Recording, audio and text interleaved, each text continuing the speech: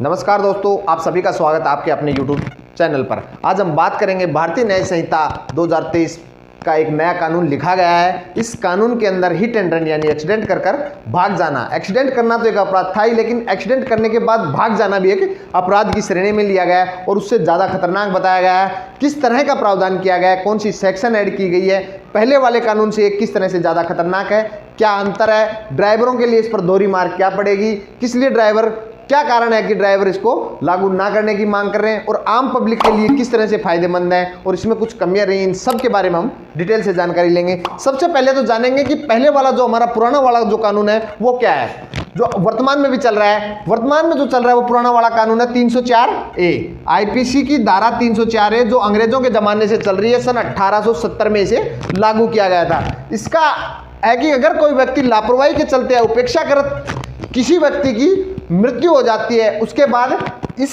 Section के तहत उस पर कार्रवाई होती है। अपेक्षाकृत या लापरवाही से, जैसे कोई ड्राइवर गाड़ी चला रहा है और एक्सीडेंट हो गया, मृत्यु हो गई, या कोई डॉक्टर किसी का इलाज कर रहा है, डॉक्टरों को भी इसमें ऐड किया गया था, डॉक्टर किसी का इलाज कर रहा है, डॉक्टर की लापरवाही रही और मरीज की मृत्यु हो जाती है, या फिर कोई मजदूर किसी छत पर काम कर रहा है या किसी कंस्ट्रक्शन के काम पर ऊपर वाली मंजिल पर काम कर रहा है, गलती से उससे कुछ सामान छूट जाता है, नीचे खड़े व्यक्ति पर गिर जाता है और उसकी मृत्यु हो जाती है। इसमें माना जा रहा है कि इन सभी का उद्देश्य नहीं था कि इनको मारना है, लेकिन इनकी कहीं ना कहीं कोई लापरवाही रही है, इसलिए इनकी मौत हो गई। ऐसा ना हो कि वो जानबूझकर मारे, जैसे इरादतन हत्या, अगर इरादतन हत्या होगी तो 302 लगेगी। 302 वर्तमान में 101 है और पहले 302 थी। और गैर इरादतन हत्या, अगर मान लो उसने कुछ इस तरह का काम किया हो जिससे मृत्यु ना हो, लेकिन उससे उसको चोट पहुंच सकती, मतलब इरादा तो उसको नुकसान पहुंचाने का था लेकिन उसकी हत्या करने का नहीं था, उसे गैर इरादतन हत्या कहते हैं। लेकिन इसमें उसका इरादा था ही नहीं किसी तरह का नुकसान पहुंचाने का, लेकिन उसकी गलती से कुछ लापरवाही रही और उसकी मृत्यु हो गई। उसमें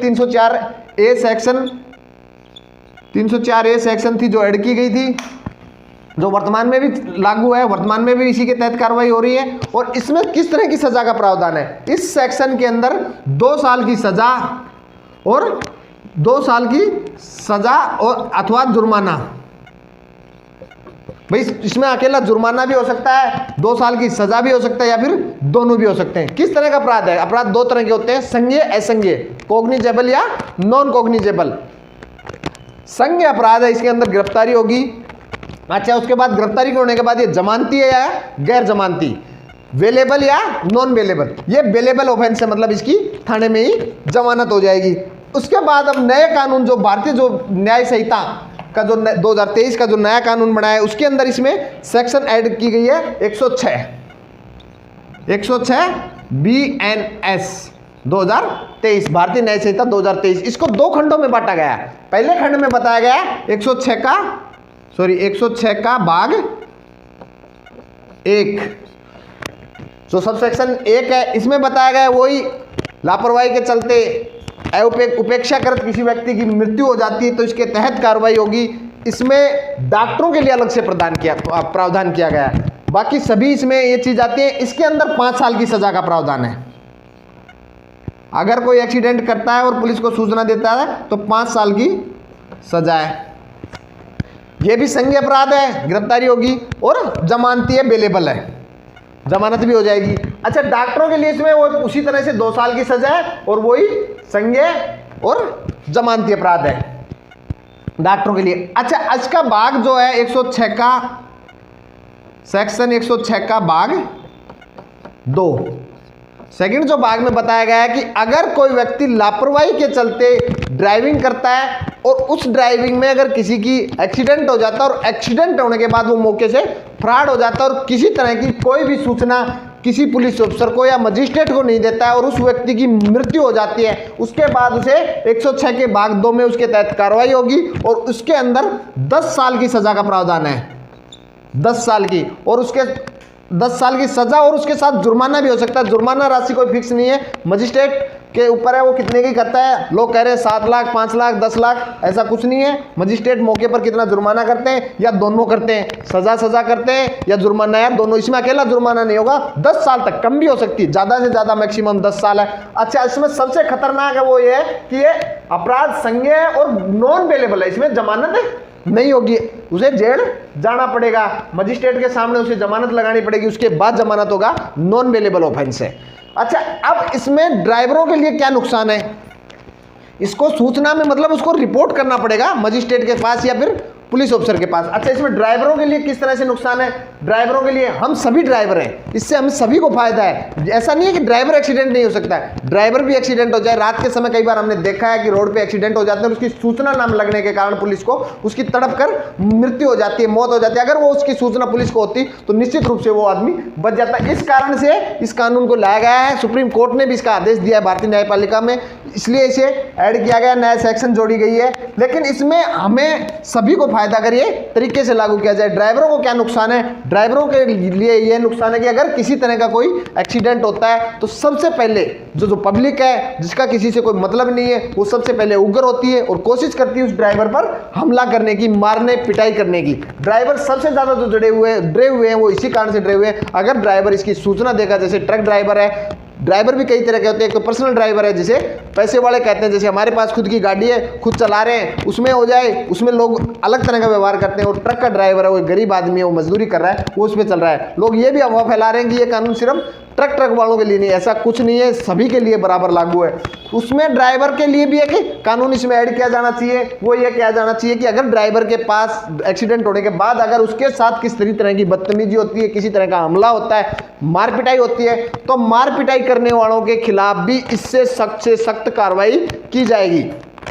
तब तो ड्राइवरों को इसमें बचाव है, सूचना देने पर किसी की जान भी बच सकती है और ड्राइवरों को भी ज्यादा नुकसान नहीं होगा। और इसमें खामियां क्या है, इस कानून की खूबियां और खामियां तो ये है कि भाई इसकी अगर कोई एक्सीडेंट हो जाता है उसकी सूचना है कि हमारा नैतिक दायित्व भी बनता है कि हम सूचना दें और कोशिश करें वो बच जाए। लेकिन लोग अमूमन फरार हो जाते हैं और उससे मौत हो जाती है। तो इससे है कि भाई लोग एक्सीडेंट होंगे तो सूचना मिलेगी तो उसको निश्चित टाइम पर उसको इलाज किया जाएगा, उसको सहायता मिलेगी तो वो जान बच सकती है। अच्छा, इसमें नुकसान क्या है, इसमें नुकसान ये है अगर कोई व्यक्ति एक्सीडेंट करता है और उसकी सूचना भी देता है और उसके बाद पुलिस उसे गिरफ्तार कर लेती है, तो उसके बाद उसको ज्यादा रिलीफ नहीं दिया गया है, उसके बाद भी उसे 5 साल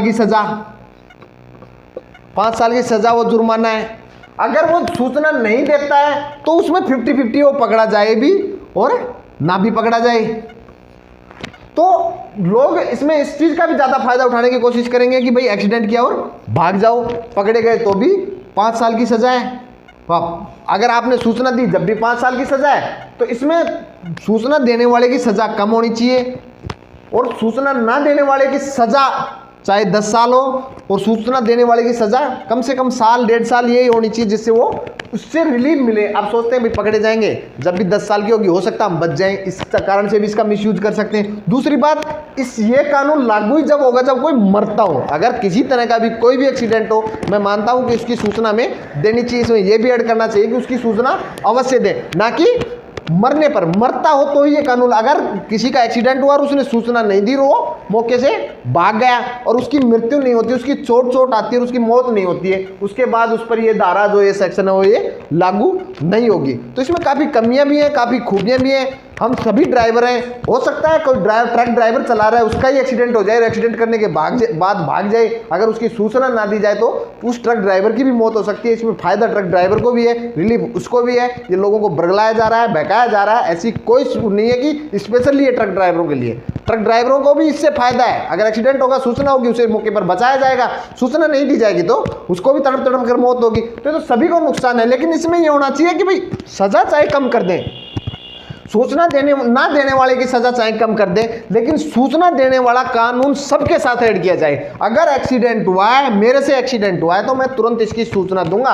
रिपोर्टिंग जरूरी ना करें, इसमें क्या है कि पुलिस को रिपोर्ट करेंगे, रिपोर्ट में पब्लिक उग्र हो जाती है। अगर इसमें सूचना हो, एक्सीडेंट हो गया, तुरंत 100 नंबर पर फोन किया, पुलिस को सूचना दिया, सर मेरा नाम ये है, मेरी ये गाड़ी थी और इससे एक्सीडेंट हो गया, मैं वर्तमान में यहाँ, आप मेरे को बुलाओगे तो मैं आ जाऊंगा, वहाँ पब्लिक की भीड़ थी जिससे मुझे खतरा था और मैं वहां से निकल गया। अगर सूचना देना ऐड हो जाए तो इसमें ड्राइवर, ट्रक ड्राइवर, छोटी गाड़ी सभी इसमें बच सकते हैं, क्योंकि सूचना दें ना कि रिपोर्टिंग करें। इसमें बताया मजिस्ट्रेट के सामने, अब मजिस्ट्रेट के सामने तो ट्रक का ड्राइवर पहुंच ही नहीं सकता कभी, मजिस्ट्रेट का पता ही नहीं है, उसके वकील के साथ जाएगा, वकील फीस लेगा। तो ये कुछ इसमें कमियां भी है, इसमें कमियों का भी सुधार हो तो कानून काफी अच्छा लोगों को बहकाया जा रहा है। सभी के लिए रिलीफ है, हम सभी ड्राइवर हैं, सड़क पर हम सभी चलते हैं, किसी के साथ भी आ सकता हो सकता है, कोई भी मोटरसाइकिल वाला हो, व्हीकल छोटी गाड़ी वाला हो, ट्रक वाला हो, बस वाला हो, पर्सनल व्हीकल हो, टैक्सी ड्राइवर हो, सभी के लिए ये कानून लागू है। लेकिन इसमें सभी का फायदा है।